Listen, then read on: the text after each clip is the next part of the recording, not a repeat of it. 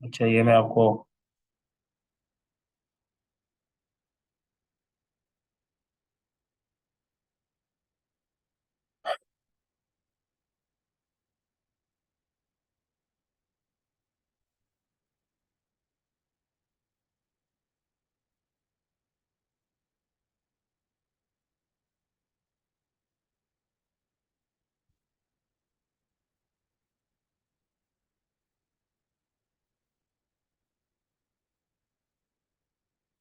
चाहिए वही वाला डाटा जो मैंने वहां पे डाला था, उसको मैं यूज फर्स्ट रोज एज हेडर करता हूँ। ठीक है, ये मेरे पास डेट्स आ गई हैं। और यहाँ पे अभी इसकी टाइप हम नहीं चेंज करते, लेकिन इसको अनपिवट करता हूँ मैं।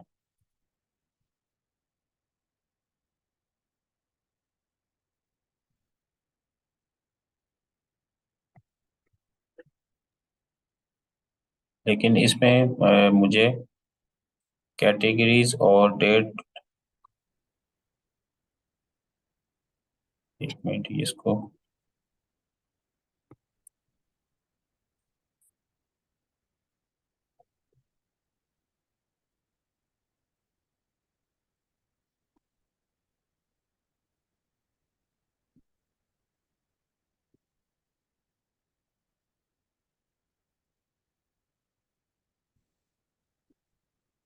हाँ जी, ये देखें, इसमें अब हमने इन तीनों जो डेट्स था टाइप था, अब डेट्स हमारी यहाँ पे आ गए और एट्रीब्यूट्स की जगह डेट्स आ गई और वैल्यूज आगे आ गया। इस तरह अब हमारे पास डाटा आ गया। इस पे हम जब हमने इस तरह की कन्वर्जन करनी हो,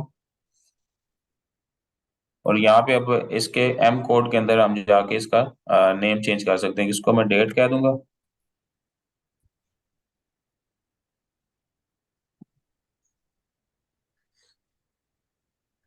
ठीक है, और ये वैल्यूज आ जाएंगी।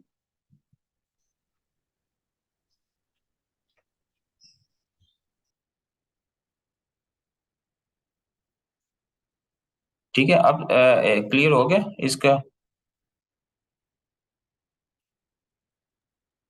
ये इसमें डिफरेंस है, ट्रांसपोज करते हैं तो इस तरह आता है, लेकिन हमें डाटा इस फॉर्म में चाहिए था कि हर डेट के अगेंस्ट जो सा है वो रिपीट होती जाए, और ये कैटेगरीज यहाँ पे आ जाए हमारे पास। जब इस तरह के फॉर्म में आता है तो हम, अब ये हमारी हर डेट का डाटा, अब ये तीन अगर है ए बी सी के अगेंस्ट इस तरह के, यही वाला काम है यहाँ पे भी, उनके अंदर भी हो रहा था। बाकी अगर इस डाटा में भी हम करना चाहते हैं तो यहाँ पे भी इसी तरह ही होता है। अच्छा, मुझे बताएं कि कॉलम नेम हम सिर्फ ये एम कोड के थ्रू चेंज कर सकते हैं, हम सिंपली नहीं, नहीं चेंज वैसे कर भी सकते? ऊपर सिंपल ऊपर डबल क्लिक करके भी कर सकते हैं आप। उसका ठीक कोड खुद ही लिखा जाएगा। ठीक ठीक, ओके। रीनेम भी कर सकते। ठीक है, इस पे ट्राई कीजिएगा, और इस पे कुछ सर्च भी कीजिएगा अपने एंड पे भी। अगर फिर भी ना समझ आए तो इसको दोबारा डिस्कस कर लेंगे। आज के लिए इतना ही था। आप लोग कल का जो सा है वो उसमें हम लोग टैक्स पे काम करेंगे, और मेयर्स वगैरह लिखेंगे। तो अभी आप लोगों का कोई क्वेश्चन वगैरह है वो बता दें। आज मुझे थोड़ा सा डर लग रहा है कि आज के सवाल जो है ना बड़े सख्त होने वाले हैं, क्योंकि आज का सेशन जिस तरह से गरम गरम सेशन हुआ है ना, तो मैं उस वक्त से यही तैयारी कर रहा हूँ कि कितने मुश्किल सवाल आते हैं मेरे पास। जी सर, तो कोई भी सेशन ही पूरा सवाल नहीं सुना आपका है मैंने। अनआंसर्ड नहीं जाना चाहिए। आज सेशन ही सर पूरा नहीं सुना, बाद में सुनेंगे इसे रिकॉर्डिंग से। चलें, ठीक है। अनान भाई, मेरा ये क्वेश्चन है कि अभी हम जो कर रहे थे ना, हम स्टैटिक फाइल ले रहे थे। लेट्स से फॉर एग्जांपल के अभी जैसे हम ये बना रहे थे पावर पीआई में, हमने ये फाइल ली थी जो ये सुपर स्टोर की थी, ठीक है। मैंने इस पे अपने पिवट्स बना दिए, अपना वो ग्राफ्स बना दिए, स्लाइसेस बना दिए। लेट्स से मुझे वो मेरा मैनेजर या जो भी वो मुझे लेटेस्ट फाइल भेज देता है सुपर स्टोर की, तो जी जी। मुझे सर बता देंगे कैसे हम वो ये कर ले कि मेरे पिवट्स और जो वो स्लाइसेस है वो सब वही रहे, बस अब जो मेरा डाटा सोर्स है ना वो मेरा लेटेस्ट फाइल हो जाए, अपडेटेड फाइल से वो अब उठा ले। इसके ना दो तो तीन वो आप तरीके हैं। पहला तरीका तो ये है कि आपने एग्जिस्टिंग फाइल जिसमें भी डेटा रखा था उसी में जाके वो कॉपी पेस्ट कर दें तब, और उसको रिफ्रेश करें तब भी हो जाएगा। दूसरा ठीक। तरीका ये है कि जब आप गेट डेटा कर रहे थे तो वहां पर एक ऑप्शन आ रहा था फोल्डर का, इंपोर्ट फोल्डर। हम्म। अब आप क्या करते हैं कि आपके पास एक फाइल फोल्डर में पड़ी है, आपने फोल्डर इंपोर्ट कर लिया है और आप दूसरी फाइल उस फोल्डर में प्लेस करते हैं, तो वो भी आपके टेबल का पार्ट बन जाएगा। आप उसमें 10 फाइलें रखते हैं, 20 फाइलें रखते हैं, या एग्जिस्टिंग फाइल को रिप्लेस करते हैं, वो आपका जो डेटा है उसमें कोई प्रॉब्लम नहीं आएगी, वो अपडेट होता रहेगा जिस तरह से आप उसको चेंज कर रहे हैं। ऐसे सिनेरियोज ना मोस्टली आपके पास इस केसेस में भी आ सकते हैं, लेकिन मोस्टली शेयर पॉइंट के केसेस में बहुत ज्यादा होते हैं कि नया डेटा आ गया जी, अब इसका क्या करना है। तो वहां पर भी हम यही करते हैं कि शेयर पॉइंट फोल्डर क्रिएट करते हैं, शेयर पॉइंट फोल्डर का लिंक लेके उसको हम कनेक्ट कर देते हैं पावर बीआई के साथ, जो भी नई फाइल आई उसमें पुट कर दी, और वो उसको क्या करता है कि वो उसको एक सिंगल फाइल के तौर पर ट्रीट करता है। सिर्फ एक छोटी सी शर्त इसमें ये है कि जो आप फाइल रख रहे हैं उनका फाइल टाइप सेम होना चाहिए। जैसे एक्सेल है तो एक्सेल की फाइल्स होनी चाहिए, अगर सीएसवी या नोटपैड है तो दोनों जो है तकरीबन एक ही होती हैं, तो वो सीएसवी हूँ या टेक्स्ट फाइल हूँ वो चल जाती हैं, वो एक ही तरह से उठा लेगा उसको। फिर उनके जो नंबर ऑफ कॉलम है ना वो सर इक्वल होने चाहिए। मेरा यहाँ सवाल है एक कि जी। मैंने इसी चीज को लर्न करने के लिए ये किया था कि मैंने एक अपनी एक्सेल की फाइल बनाई। एक्सेल की हम्म। फाइल को मैं इस पे लेके आया, पावर बीआई में लेके आया। फिर ठीक मैंने है। उसे मतलब कि एक्सेल की फाइल को अपडेट किया। ठीक है। अपडेट करने के बाद जब मैंने जाके इसको पावर बीआई को रिफ्रेश किया था ना, तो उसने उसका इम्पैक्ट ले लिया था। तो ये भी कनेक्शन है ना इसमें आपस में, हाँ कि हाँ, एक्सेल के साथ आप उसका कनेक्ट रहता है क्योंकि जो गेट डाटा आप किया होता है फाइल हमने। कनेक्टेड है उसके पास उसके साथ उसका रिलेशन बना हुआ है, वो वहां से डेटा गेट कर रहा है, जो भी चेंज डेटा एक्सेल में होगा वो ऑटोमेटिकली या पावर बीआई में एक रिफ्रेश के साथ हो जाएगा। तो एक सिनेरियो तो सर ये वाला हो गया, लेकिन जो आपने सर दूसरा सिनेरियो बताया जिसमें हम लोग इसमें एक्सेल की दूसरी फाइल रख देते हैं सेम फोल्डर में, हाँ जी। सर उससे थोड़ा सा एलेबोरेट कर दीजिएगा सर प्लीज। कल शुरू करें उससे, कल का सेशन एक फोल्डर में हम 2 या 3 फाइलें, हनान आपने एक काम करना है, सैंपल सुपर स्टोर का जो डेटा है ना इसमें 400-400-300 रोज की सेपरेट फाइल्स बना के एक फोल्डर में रख लेनी है, सीएसवी फाइल्स, और कल हम डेटा डेटा गेट करेंगे फ्रॉम फोल्डर। कल का हम स्टार्ट इसी से कर लेते हैं, क्योंकि अभी मैं आपको थैंक बता यू तो दूंगा सर, लेकिन थैंक हमारे यू। पास ठीक होगा। डेटा नहीं पड़ा हुआ, जब डेटा नहीं होगा तो समझ नहीं आएगी। नहीं नहीं, ठीक है आबिद भाई, बिल्कुल इसको कल सर, कर लेंगे। सही है। आज सही रहेगा। अच्छा, और आज लेट्स से उसमें अगर बड़ा वो अच्छा जो समझ आ गया था जो। Please sir. सॉरी, मेरा भी क्वेश्चन है जो हसन भाई का पावर बीआई से रिलेटेड था।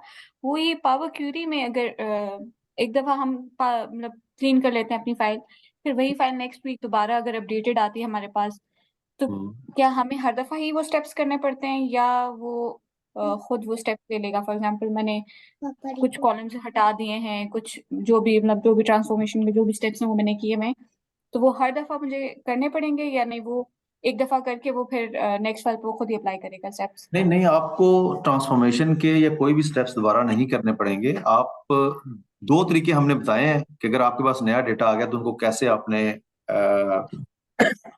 सिंक करना है। पहला तरीका ये था कि आप वो फाइल जो आपने ऑलरेडी कनेक्ट की हुई है अपने पावर क्यूरी के साथ या पावर बीआई के साथ, उसी में जाके वो डेटा पेस्ट कर देंगे और पावर बीआई रिपोर्ट को रिफ्रेश करेंगे तो डेटा ऑटोमेटिकली सिंक हो जाएगा। दूसरा तरीका जो हम कल सुबह जिससे स्टार्ट करेंगे वो ये है कि हम फोल्डर को गेट करते हैं, उस फोल्डर के अंदर फाइल्स रखना शुरू कर देते हैं। अब एक एक मैं छोटी सी और एग्जांपल देता हूं। आपके पास रोजाना का एक दिन का डेटा आ रहा है, एक फाइल आती है ईमेल पे या मे बी किसी सैंड ड्राइव में रख देते हैं, वो एक दिन का डेटा डेली एक फाइल आ रही है, तो आप ऐसा नहीं करेंगे कि आप डेली जो फाइल आ रही है उसको उठाएंगे, किसी एक्सेल में नीचे पेस्ट करेंगे और फिर उसको रिफ्रेश करेंगे। उसका सिंपल मेथड ये होता है कि आप एक फोल्डर के अंदर वो सेव करते जाएं, और पावर बीआई में जब गेट डेटा कर रहे हैं तो वो आप इंपोर्ट ही वो फोल्डर करेंगे। जब फोल्डर इंपोर्ट करेंगे उसके अंदर जितनी भी फाइल्स होंगी वो उनको एक सिंगल टेबल के तौर पे ट्रीट करेगा, वो अपेंड हो जाएंगे automatically, for example automatically week का अपेंड हो या जो जाएगा। डेली जो बिल्कुल, भी वो एक डाटा ही टेबल बन है जाएगा। ट्रैफिक का है। बिल्कुल एक ही टेबल बन जाएगा। सिर्फ उसमें ये होता है कि आप उसका जो फाइल नेम है ना, वो उसमें एज अ कॉलम उसको ले लें, तो आप उसको सेग्रीगेट भी कर पाएंगे, या मे बी डेट कॉलम तो होता ही है ऐसे डेटा के अंदर। ठीक है, ठीक है। सर ये हम कल प्रैक्टिकल करेंगे ना सर इसे? जी कल हम स्टार्ट इससे करेंगे। अब्दुल हनान आपने ना क्योंकि प्लीज कल इससे के बड़ा सेशन से पावरफुल पहले फीचर है चार सर ये। पांच इसके कॉपियां बना लेनी है, चार पांच यानी कि पार्ट बना देने हैं सैंपल सुपर स्टोर के। ठीक हो गया अभी। हेडर सबके ऊपर हो, लेकिन उनमें डेटा किसी में 300 रोज हैं, किसी में 200 रोज हैं, किसी में 500 हैं, इस तरह करके वो जो 1000 रोज हैं या जितनी भी हैं वो आपने, या आई थिंक 10,000 है शायद, वो सारी उसमें कर देंगे। ठीक सर है। 9994। हाँ वो 10,000 के लगभग बन जाती हैं। अच्छा सर, आबिद और साहब और चीज जुबानी याद हो गई है सर। ऐसा ही है।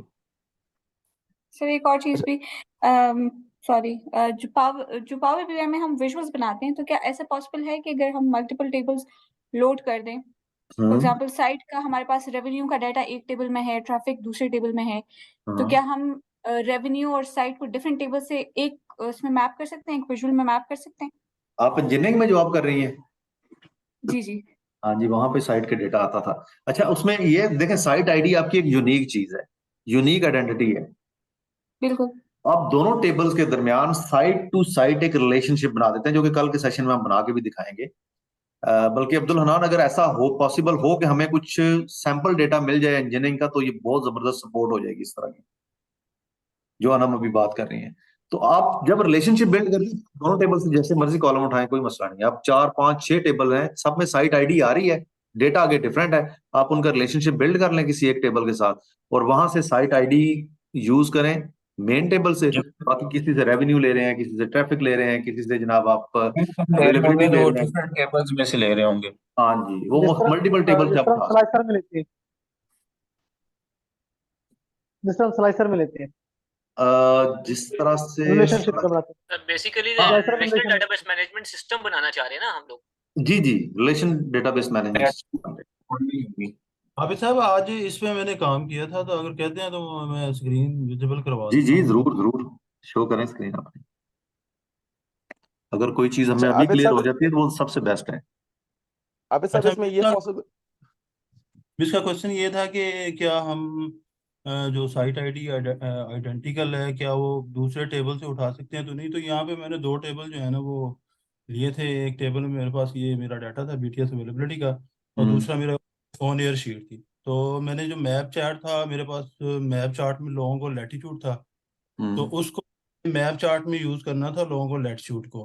हम्म तो मैं मॉडल में जाके इसकी जो थी कनेक्शन इसका डेवलप किया था, और कनेक्शन डेवलप करने के बाद इसका मैप चार्ट जो है ना यहाँ पे बनाया था। उसमें मैंने मैप के लिए लॉन्गिट्यूड लैटिट्यूड जो है ना वो उसी से उठाया था दूसरी फाइल से, यही मॉडलिंग के बाद। तरीकाकार है, यही तरीकाकार है। और इसी तरीके से कल ना हम इसकी एक प्रैक्टिस भी कर लेंगे, गेट डेटा करके डेटा मॉडलिंग भी इसी पे करेंगे, और इसी से हम डेटा लेके एक टेबल या कॉलम चार्ट या बार चार्ट कुछ भी बना के देखिए।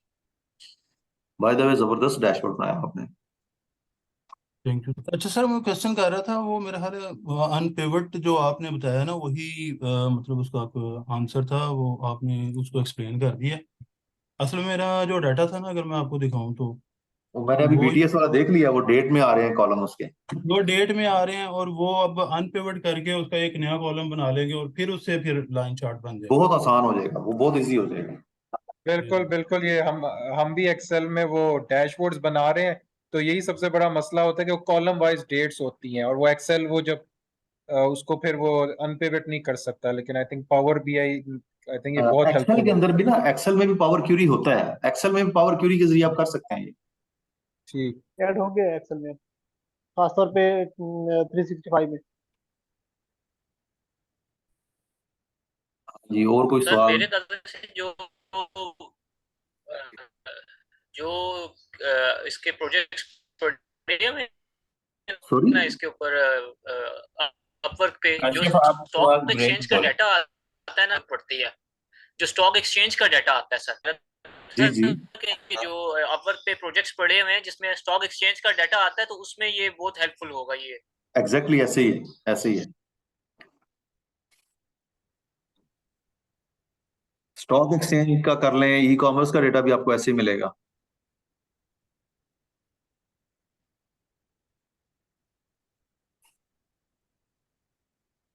जी, और किसी का कोई सवाल इससे हटके?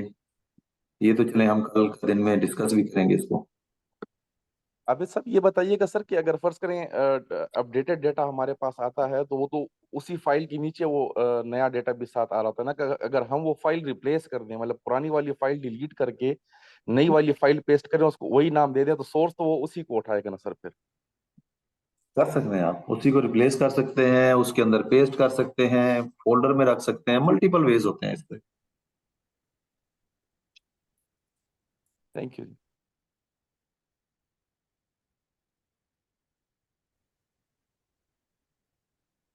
मैं तो बहुत तैयार होकर बैठा हुआ था कि आज बड़े मुश्किल मुश्किल सवाल आने हैं, कोई नहीं आया ऐसा सवाल। तो मुश्किल से मुश्किल सवाल करें मुझसे आज।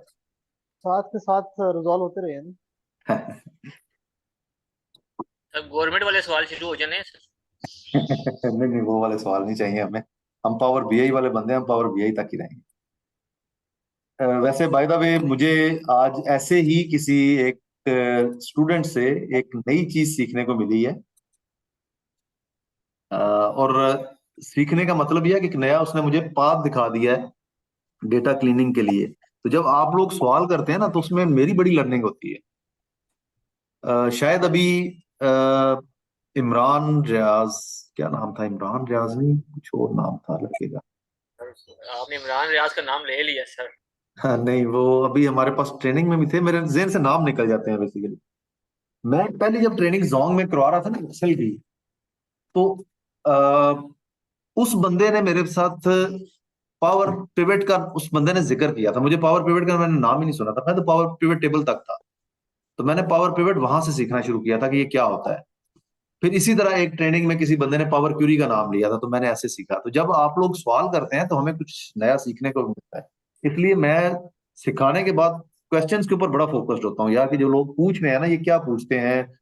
कोई चीज ऐसी जो मुझे नहीं पता, चले हम उसको भी खुद भी सीखेंगे।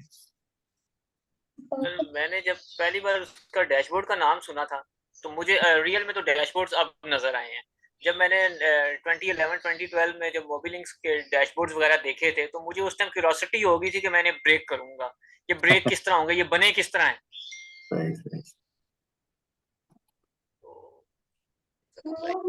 सर ये अनपिवट में जो अभी आपने 3 कॉलम सेलेक्ट करके उनको अनपिवट किया है, अगर फर्ज करें साथ साथ अगला कॉलम्स ऐड होते जा रहे हैं, तो उसके लिए फिर हम हर दफा उसको किस तरह आगे लेके जाएंगे सर? अच्छा, वो जब मजीद कॉलम ऐड कर रहे हैं, गुड। फिर आपको पुराना जैसे फॉर एग्जांपल आज उन्होंने आज आपने रिपोर्ट बनाई, 10 कॉलम थे, कल आप दोबारा रिपोर्ट बनाने लगे हैं तो 15 और ऐड हो गए हैं। आपने डेटा रिफ्रेश किया, वो 15 भी उसने गेट कर लिए, लेकिन वो 15 अलग अलग कॉलम्स में नजर आ रहे हैं, वो उसका पार्ट नहीं बन गए। तो आपको पहले पहला पिवट खत्म करना पड़ेगा, दोबारा ध्यान पिवट करना।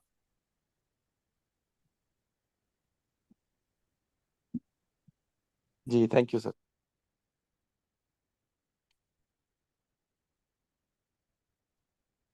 आप लोग ना एक छोटी सी एक्सरसाइज कीजिएगा, सिर्फ ये अंडरस्टैंड करने के लिए कि इस वक्त इंटरनेशनल मार्केट के अंदर या इंटरनेशनल क्लाइंट्स जो हैं, वो पावर बीआई में किस तरह की चीजें मांग रहे हैं या किस तरह का काम हो रहा है। अपवर्क के ऊपर अगर अकाउंट है तब भी ठीक है, नहीं है फिर भी कोई मसला नहीं है। अपवर्क पे जाएं और वहां पे जाके आपने सर्च करना है पावर बीआई।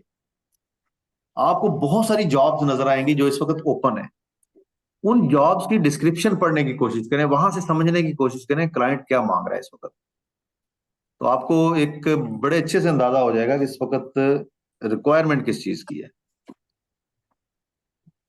और मोस्टली फ्रीलांसिंग वालों को तो ये मैं प्रैक्टिस जरूर करवाता हूँ, क्योंकि उनका तो मेन होता ही है, लेकिन आप लोग भी लाजमी ये कीजिएगा। इससे आप लोगों को एटलीस्ट आइडिया हो जाएगा कि लोकली तो जो कुछ हो रहा है वो तो आपको पता है, डेटा भी है, सारी चीजें हैं, इंटरनेशनल मार्केट के अंदर क्या हो रहा है। बेसिकली ये कोर्स करने का मकसद भी यही है कि फ्रीलांसिंग में जाने के लिए। हाँ, जो लोग फ्रीलांसिंग करना चाह रहे हैं इससे, वो तो जबरदस्त है, उनको तो फिर लाजमी उस तरफ भी जोर लगाना है। ये सीखें, एक्सेल रिपोर्ट्स। एक्सेल बिल्ड करें वर्ड और उसको। ये पावर पॉइंट वगैरह सर, ये तो हम कर रहे हैं 2005 से। पावर पॉइंट का काम सर होता है, लेकिन पावर पॉइंट का कोई इतना ज्यादा नहीं है काम, वो पैसे भी थोड़े हैं उसके। सर थोड़ा सा अगर आप गाइड कर दें फ्रीलांसिंग में जाने के लिए, किस तरह से, मतलब सेशन एक है लेकिन अच्छा, वो फिर मैं आपको अनंत, इसमें ना फ्रीलांसिंग में सबसे पहली चीज ये होती है कि आपके पास एक अच्छा स्किल होना चाहिए। आप लोग जो जॉब कर रहे हो ना, खास तौर पे जिन्होंने ग्रेजुएशन किया है या जॉब कर रहे हैं, उनको कम्युनिकेशन का कोई इशू नहीं होता, ना रिटर्न का ना वर्बल का। रिटर्न का वैसे भी चैट जीपीटी ने काफी हद तक मसला हल कर दिया है। वर्बल कम्युनिकेशन का इशू लोगों को आता है कि लोग इसमें कामयाब नहीं हो पाते क्योंकि वो बात नहीं कर सकते क्लाइंट के साथ। मेरी अपनी प्रायोरिटी क्या होती है कि मैं यूएस बेस्ड क्लाइंट के साथ काम करता हूँ। मैं मेरी एशियंस के साथ मैं नहीं करता, गल्फ के क्लाइंट्स के साथ मैं नहीं करता, अफ्रीकन के साथ मैं नहीं करता। और यूरोपियन कंट्रीज जिस तरह से फ्रांस है, जर्मन है, या ऐसे कंट्रीज जहां पर इंग्लिश कम लोग समझते हैं, मैं उन लोगों के साथ काम नहीं करता। पहली प्रायोरिटी मेरी यूएस क्लाइंट्स होते हैं। तो आप लोगों ने सबसे पहले अपनी कम्युनिकेशन और वो रिटर्न है, वो वर्बल है, उसके ऊपर काम करना है, अपने स्किल को मास्टर करना है। क्योंकि जब आप यहाँ पे जा रहे हैं ना, कंपनी के अंदर क्या होता है कि आपके पास सपोर्ट के लिए मैनेजर भी बैठा हुआ है, असिस्टेंट मैनेजर भी है, आपके नीचे भी कुछ लोग बैठे हैं जो कि बड़ा अच्छा जानते हैं। फ्रीलांस मार्केट प्लेस में अनफॉर्चुनेटली सबसे बड़ा जो ड्रॉबैक है वो ये होता है कि आपको हेल्प आसानी से नहीं मिलती। आप कहीं स्टक हो गए तो आप पैसे देके काम करवा सकते हैं, फ्री में कोई नहीं करेगा आपका काम। आप ओवरबर्डन हो गए फिर भी आपको पैसे देके काम करवाना है, फ्री में कोई नहीं करके देगा, क्योंकि यहाँ पर सारे बंदे पैसा कमाने के लिए आए हुए हैं। तो आपको अपना स्किल इस लेवल तक एटलीस्ट मास्टर करना है कि आप 80% जो अपना काम है वो कर सकें। 20% के लिए आप फाइवर पे जाएं, आउटसोर्स करें, और अगर $100 अपवर्क से ले रहे हैं तो $20 फाइवर वालों को देके उनसे काम ले सकते हैं। फाइवर पे मोस्टली बंदे ही वो बैठते हैं जिनकी कम्युनिकेशन का प्रॉब्लम होता है। वो कहते हैं जी हम बात तो कर नहीं सकते, हमारे पास खुद चल के बंदा आ जाए और हमसे काम ले ले, थोड़े से पैसे दे। दूसरी चीज ये है कि आपने प्रोफाइल्स बनानी है लिंक्डइन के ऊपर, इंडीड के ऊपर, अपवर्क, फाइवर, और इस तरह और बहुत सारे प्लेटफॉर्म्स हैं। और आपकी एक अच्छी प्रोफाइल्स होनी चाहिए, अच्छे पोर्टफोलियोज होने चाहिए जो कि क्लाइंट आते ही देखे और इम्प्रेस हो जाए, उसको नजर है कि यार ये बंदा जो है या ये बंदी जो है ये काम में माहिर है अपने काम में। फिर आपके जो प्रपोजल है ये इफेक्टिव होने चाहिए। इफेक्टिव का मतलब ये होता है कि आपके प्रपोजल में क्लाइंट को ये फील आए कि यही वो राइट पर्सन है जो कि मेरा काम कर सकता है या कर सकती है।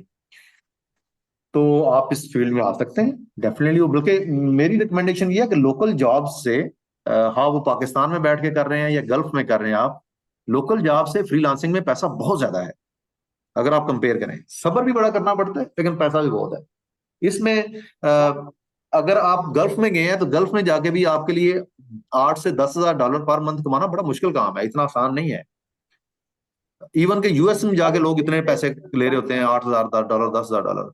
लेकिन ये जिस फील्ड हमारे में आप लोग आ रहे हैं ना, इस फील्ड में रहते हुए पाकिस्तान में बैठ के आप इतने पैसे या इससे ज्यादा पैसे बना सकते हैं। क्यों? हमारे कुलीग ने, जो असिस्टेंट मैनेजर था, उसने रिजाइन दिया था सिर्फ इस वजह से कि उसने अपना फ्रीलांसिंग का काम शुरू कर दिया था। ग्रेट। मैं खुद आप लोगों के पास एक एग्जांपल हूं। मैंने 2022 मार्च में मैं जोंग से रिजाइन किया था।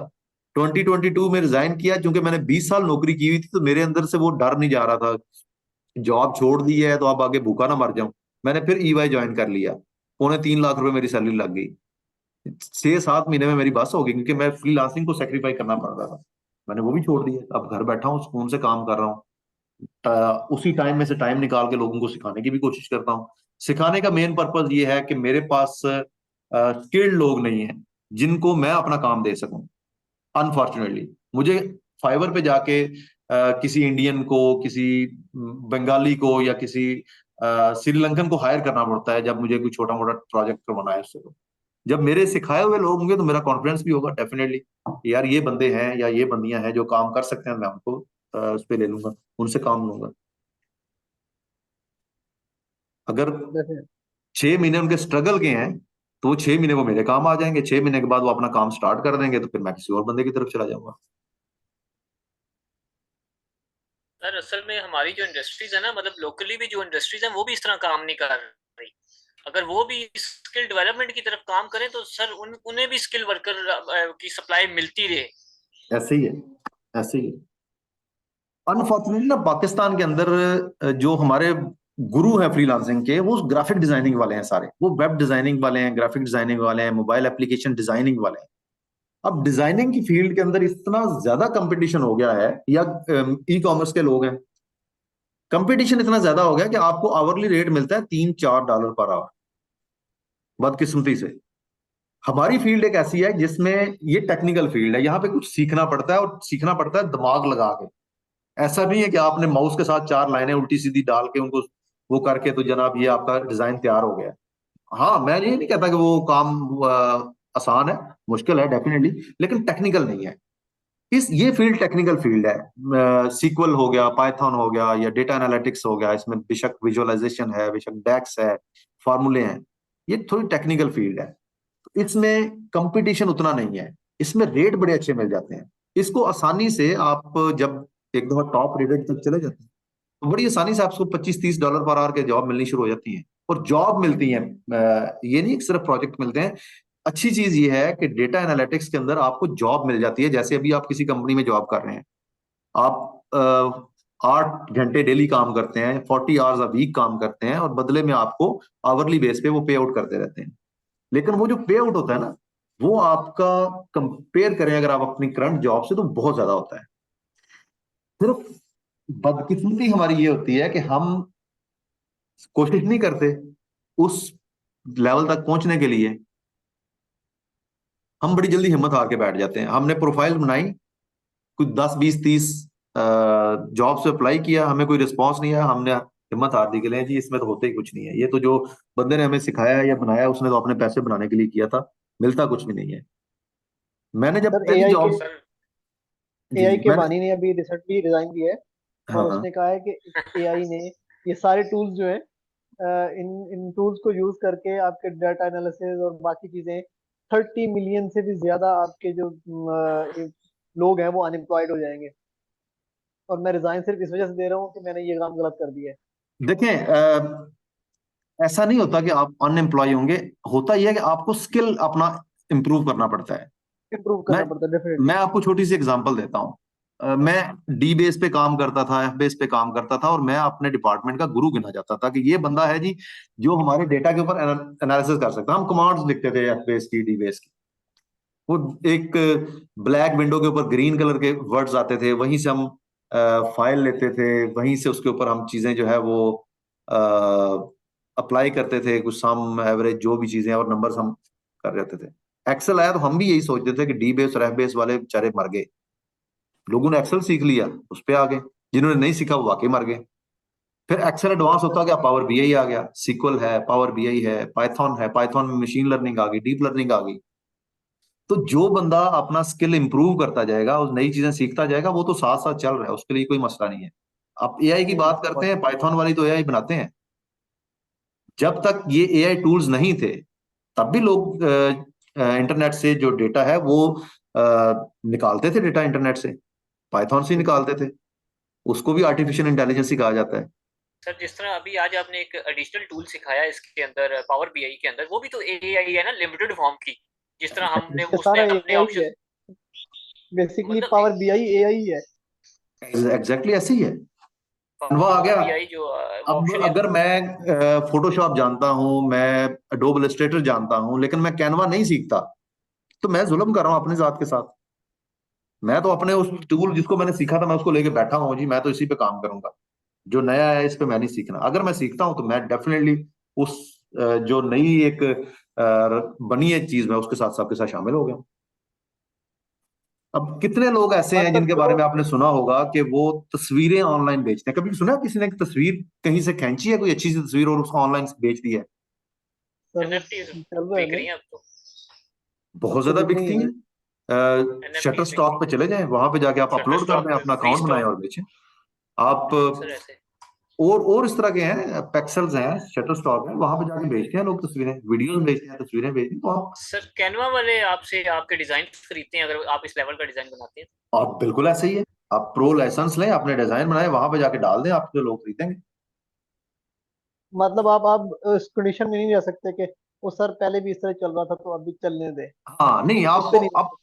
अप टू डेट होना पड़ेगा, बस ये एक है कि इस फील्ड में आना है तो अप टू डेट रहना पड़ेगा। जैसे वो बैंकिंग में अगर पहले हम जाते थे तो रजिस्टर निकाल के ले आते थे, ये हमारे अकाउंट का खाता हमारा निकाल के ले आते थे, किसी दूसरे ब्रांच में चले गए तो उनको पता ही नहीं होता था इसका क्या है क्या नहीं है।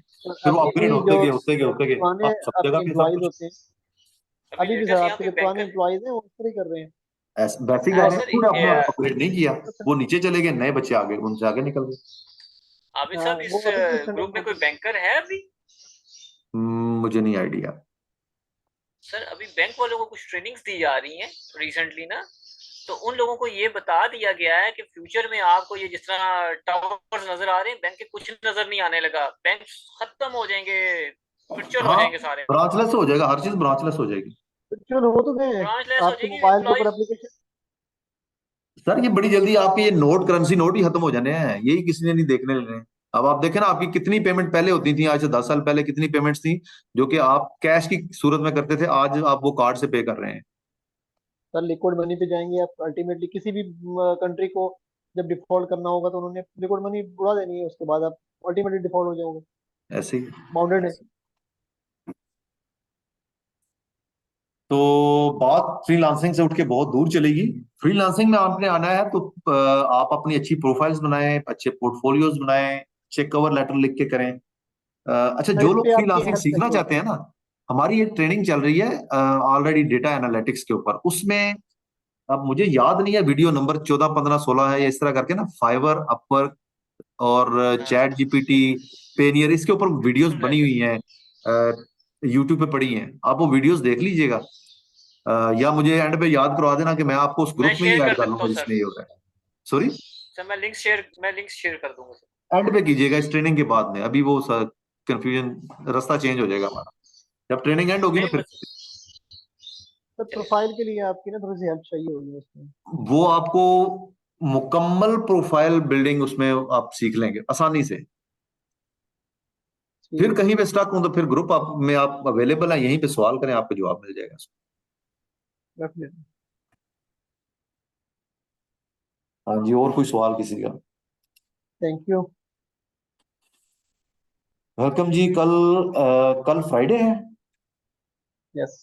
कल फ्राइडे है, फ्राइडे है, ठीक है। कल फिर जुम्मे। अच्छा, हमें ना एक आध एडिशनल सेशन लगाना पड़ेगा, मे बी सैटरडे को हम एक दो बार फिर मिल रहे हूँ, 5 की बजाय 6 दिन हो जाएंगे, लेकिन सैटरडे को हमारी 6 बजे, कल लास्ट सॉरी सेशन है सर। कल का वैसे लास्ट बनता है, लेकिन हमें एक और करना पड़ेगा। फ्राइडे को, टैक्स सर। सॉरी सैटरडे को हमारी ट्रेनिंग है फ्रीलांसिंग की, टैक्स 10 बजे। तो उससे हाँ जी। पहले हम 9 बजे जो है ना ये सेशन कर लें, रात, रात को। सैटरडे को तो सब लोगों को छुट्टी होगी ना सैटरडे। सैटरडे को। संडे संडे कर लें या लेट नाइट कर लें। फिर वो लेट नाइट नहीं हो पाएगा, फिर हमने भी हफ्ते में 2 दिन ही सोना होता है सिर्फ। सर फिर मंडे कर लें सर, वो एक सीक्वेंस कायम रहेगा सर। मंडे को वोट भी कर लें हमारा सर, है। वोट कर लें एज यूजुअल। नहीं, असल में थोड़ा सा नहीं प्रॉब्लम ये है ना, मंडे को हमारा नया ट्रेनर है उसका फ्रीलांसिंग का, तो मैंने उसके साथ जो है वो अ, कल मुकम्मल भी तौर कर पे लें वो। अवेलेबल रहना है। अच्छा सर, आपने एक सीक्वल का लगाया हुआ था, वो थोड़ा हाँ, थोड़ा वो सा उसके गलत लिए लग हमारे रहा पास बड़ा अच्छा ट्रेनर है, अब अहमद फारूक। यहाँ पे हमारे पास इरफान भाई हैं, वो उसको बड़ी अच्छी तरह से जानते हैं। अहमद फारूक जो है वो ट्रेनिंग देगा सीक्वल सर्वर की। है सीक्वल सर्वर की। तो हाँ सर जी। किस लेवल की ट्रेनिंग होगी? वो क्यूरीज वगैरह लिखने की होगी, टेबल्स की होगी, किस लेवल की होगी? क्योंकि वो उसमें हाँ, क्यूरी जो है वो कि आपने डेटाबेस कैसे बनाना है, टेबल्स कैसे बनाने हैं, उनमें डेटा इंपोर्ट आपने कैसे सीक्वल में करना है। डेटाबेस किस तरह बनाना है? हाँ जी, उसमें डेटा इंपोर्ट कैसे करना है, फिर सिलेक्ट स्टेटमेंट के साथ डेटा उसमें से निकालना कैसे है, उसको समराइज स्लैश कैसे टैलिक करना है। डॉट टेबल किस एक्सेस करते हैं हम लोग उसमें? हाँ जी। सर ये सीक्वल का प्लेटफॉर्म अभी भी उसी तरह ही चलता है सर? वो वाइट स्क्रीन पे मैंने बहुत अरसा हो गया यूज नहीं किया। वैसे ही है। वैसे ही है? हाँ। वैसे बहुत स्ट्रक्चर क्यूरी लेंगे सर, हाँ जी। Really structure Curie.